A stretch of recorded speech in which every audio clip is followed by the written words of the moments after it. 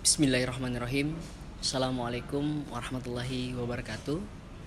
Perkenalkan, saya Penusut Ridwan, peserta pelatihan paralegal jalanan yang diselenggarakan oleh Lembaga Bantuan Hukum Makassar, LBH Makassar, bekerjasama dengan Himpunan Jurusan Tata Negara Universitas Islam Alauddin Makassar. Pada kesempatan ini, saya akan menyampaikan review materi terkait paralegal jalanan. Ada 9 materi yang akan saya sampaikan. Yang pertama adalah materi soal paralegal. Paralegal sendiri punya identik nama atau kesamaan nama dengan paramedik, yaitu orang-orang yang bukan dokter tapi memahami tentang ilmu kedokteran. Paralegal sendiri pertama kali dikenal di Amerika pada tahun 1968 dengan istilah legal assistant atau orang-orang yang membantu advokat namun bukan seorang advokat. Paralegal sendiri dalam terminologi adalah seseorang yang bukan advokat yang memiliki pengetahuan di bidang hukum baik secara hukum formil material atau hukum acara, dan ada pengawasan oleh lembaga bantuan hukum, dan mereka siap untuk membantu masyarakat dan mengadvokasi persoalan di masyarakat. Selanjutnya, siapa saja yang dapat menjadi paralegal? Yang dapat menjadi paralegal adalah siapapun, walaupun bukan sarjana hukum, selama memenuhi syarat. Syarat utama tentu harus memahami hukum. Syarat selanjutnya, dia harus seorang warga negara Indonesia, dia harus di atas 18 tahun, dan dia harus mengikuti aturan-aturan lain yang ditetapkan oleh lembaga bantuan hukum terkait. Selanjutnya adalah mengenai jenis paralegal. Jadi paralegal terbagi atas 4. Yang pertama adalah paralegal komunitas, misalnya komunitas dari buruh, komunitas migran dan sebagainya, itu melakukan advokasi. Selanjutnya adalah paralegal di OBH atau lembaga bantuan hukum, baik itu volunteer, mahasiswa, atau siapapun yang dipekerjakan oleh lembaga bantuan hukum untuk menjadi paralegal. Selanjutnya adalah paralegal di firma hukum yang membantu pengacara secara profesional. Dan yang terakhir adalah paralegal yang melaksanakan fungsi pemerintahan yang dilaksanakan oleh program pemerintah. Nah, selanjutnya apa saja yang disasar atau siapa saja yang dapat menjadi sasaran oleh paralegal? Tentunya yang pertama adalah orang-orang fakir miskin, orang tidak mampu, anak-anak, perempuan, kaum disabilitas, kaum terpinggir, minoritas, kelompok-kelompok yang didiskriminasi dan tidak dianggap di lingkungan sosial. Selanjutnya adalah ruang lingkup paralegal. Ada 2 ruang lingkup paralegal. Yang pertama adalah menghubungkan komunitas yang mendapat ketidakadilan dan pelanggaran HAM dengan sistem yang ada. Selanjutnya adalah menjalankan fungsi mediasi, advokasi baik litigasi maupun non litigasi, dan mendampingi masyarakat. Selanjutnya, apa saja peran paralegal? Ada beberapa peran paralegal yang harus dilaksanakan. Yang pertama adalah memfasilitasi pembentukan organisasi masyarakat, melakukan mendidik dan melakukan penyadaran terhadap masyarakat, memberikan analisis sosial persoalan terhadap masyarakat, membangun jaringan kerja, mendorong masyarakat mengajukan tuntutan-tuntutannya, melaksanakan proses dokumentasi, membuat surat-surat, membantu pengacara atau LBH untuk mendampingi masyarakat, menghubungkan korban dengan lembaga yang ada. Selanjutnya, apa saja sih fungsi dari paralegal? Ada beberapa fungsi.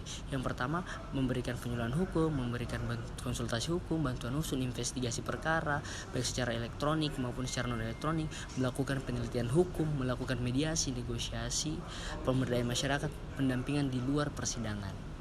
Nah, selanjutnya masih terkait paralegal, yaitu keterampilan yang harus dimiliki paralegal. Yang pertama adalah kemampuan bekerja sama dengan masyarakat, kemampuan komunikasi, kemampuan membuat rancangan atau menulis, kemampuan mengembangkan metode pendidikan, melakukan penelitian, evaluasi, bernegosiasi, belajar mandiri, advokasi perubahan kebijakan, memberikan bimbingan, investigasi, dan sebagainya. Ada beberapa prinsip yang harus ditegakkan oleh paralegal dalam menjalankan kerja-kerjanya. Yang pertama, dia harus independen, bersifat kerelawanan, non-diskriminasi, bekerja berdasarkan aturan atau etika, di bawah supervisi advokat atau LBH. Selanjutnya, paralegal dalam memberikan bantuan hukum harus memiliki dasar-dasar. Dasarnya apa? Pertama, mereka harus rendah hati, mau mendengar, setia pada fakta, jujur, percaya diri, sabar, kreatif, kritis, dan selalu menambah pengembangan pengetahuan, bijaksana, menghargai inisiatif masyarakat, memegang teguh prinsip-prinsip hak asasi manusia. Selanjutnya adalah kode etik paralegal. Ini hal yang paling penting yang harus dipahami oleh paralegal agar tidak keluar dari kode etik yang ada. Yang pertama, tidak boleh menyalahgunakan pekerjaannya untuk mempromosikan diri sendiri dibanding mencapai tujuan-tujuan atau kepentingan masyarakat, tidak boleh mengeksploitasi masyarakat, tidak boleh bersikap seperti atau mengaku sebagai advokat, tidak boleh memberikan kontribusi atau memperkuat pola diskriminasi yang ada dalam masyarakat, tidak boleh berkontribusi terhadap pelanggaran HAM, dan tidak boleh menggunakan unsur-unsur positif atau budaya yang ada. Adapun sanksi akan diterima seorang paralegal ketika melanggar kode etik, yaitu peringatan keras, pemberhentian sementara sampai pemberhentian tetap. Jadi itu berkaitan dengan materi paralegal. Selanjutnya adalah materi sejarah lembaga bantuan hukum dan bantuan hukum struktural atau SLB dan BHS. Yang pertama, BHS adalah bantuan hukum struktural yang memandang bahwa penyelesaian perkara hukum masyarakat tidak hanya sampai pada level itu, tapi merupakan untuk mendorong sistem perubahan struktural sosial, ekonomi, dan budaya yang menindas. Sejarah LBH dan BHS itu dimulai pada 1970. Kasus pertama LBH Jakarta yang merupakan cikal bakal terbentuknya YLBHI, Yayasan Lembaga Bantuan Hukum. Kasus Simprung yang melibatkan ratusan warga Simprung, korban penanganan kasus Simprung. Tidak hanya mendampingi masyarakat, tapi juga mendampingi masyarakat di luar pengadilan, mobilisasi massa, dan sebagainya. Nah, di tahun 1980-an konsep dasar BHS ditemukan. Konsep ini menginspirasi YLBHI, tidak hanya terlibat dalam pendampingan dan pendidikan, namun juga mendorong pemberdayaan hukum seperti pendidikan dan pengorganisasian. Tahun 1990, YLBHI ikut mendorong keluar dari belenggu kemiskinan struktural. YLBHI terlibat dalam mendukung gerakan-gerakan pro-demokrasi, bahkan terlibat dalam reformasi 1998. Ada beberapa jenis bantuan hukum. Yang pertama, bantuan hukum konvensional, yaitu tanggung jawab profesi dalam bentuk amal. Bantuan hukum struktural, yaitu bantuan hukum yang melibatkan ketimpangan struktur sebagai akar kemiskinan untuk mendorong perubahan struktural. Selanjutnya adalah advokasi gender. Ini pengembangan dari bantuan hukum struktural untuk menghilangkan yang namanya ketimpangan atau relasi kuasa yang dilakukan oleh satu gender terhadap gender lain, antara laki-laki dan perempuan. Selanjutnya adalah bantuan hukum undang-undang, bantuan sebagai tanggung jawab negara. Selanjutnya, mengapa BHS dibutuhkan? Yang pertama, ada kemiskinan struktural ini yang perlu diperbaiki. Yang kedua, perlu ada reproduksi budaya kemiskinan untuk memperbaiki budaya-budaya kemiskinan yang ada. Selanjutnya adalah ruang lingkup BHS, yaitu pendidikan hukum, mendorong kebijakan, dan advokasi kasus. Ini 3 hal. Selanjutnya, operasionalisasi BHS. Jangkauan BHS adalah kota dan desa, tidak hanya pembelaan terhadap individu, tapi memilih kasus-kasus menyangkut kepentingan masyarakat, mendorong kesadaran hukum masyarakat, mempengaruhi dan menciptakan kondisi-kondisi struktural yang membangun hukum yang tidak berpihak pada individu tapi kepada masyarakat miskin dan minoritas. Selanjutnya, ciri-ciri kasus BHS.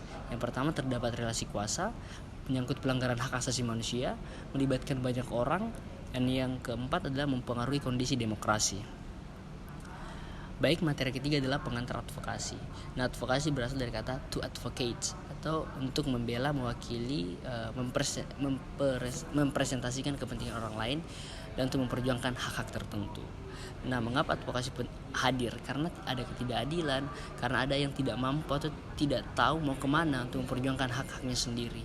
Yang ketiga, karena publik perlu fasilitator dan transformator untuk perubahan kebijakan publik. Nah, ini kenapa advokasi muncul atau hadir.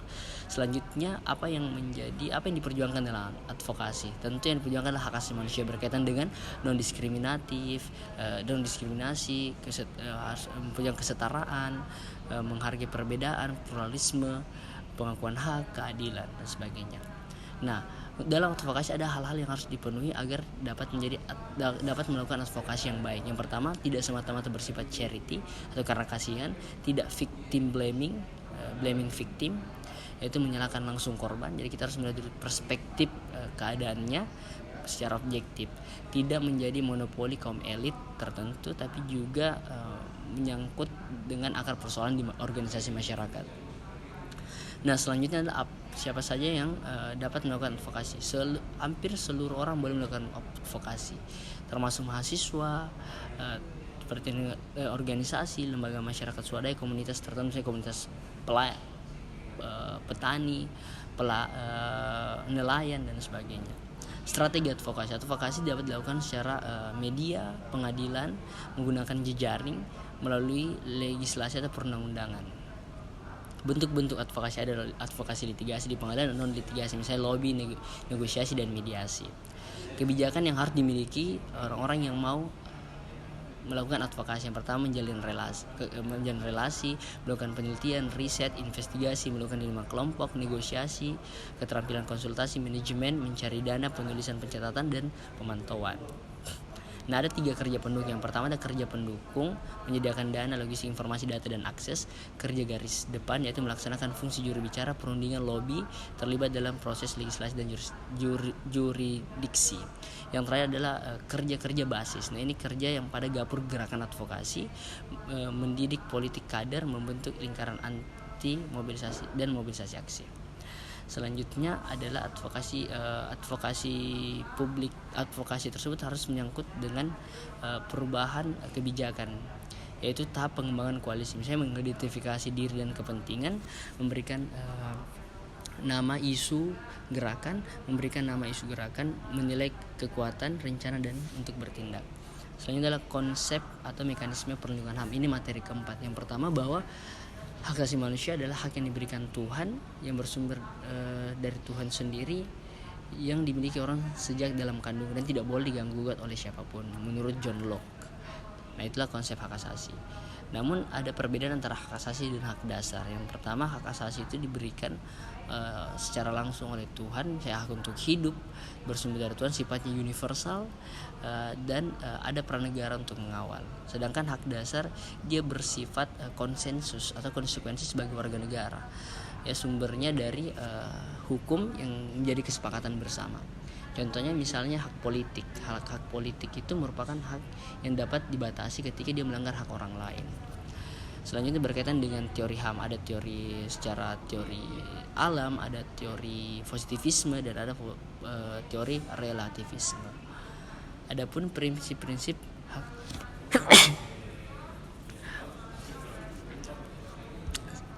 selanjutnya adalah prinsip hak asasi manusia, itu prinsip kesetaraan, prinsip pelarangan diskriminasi, prinsip kewajiban negara.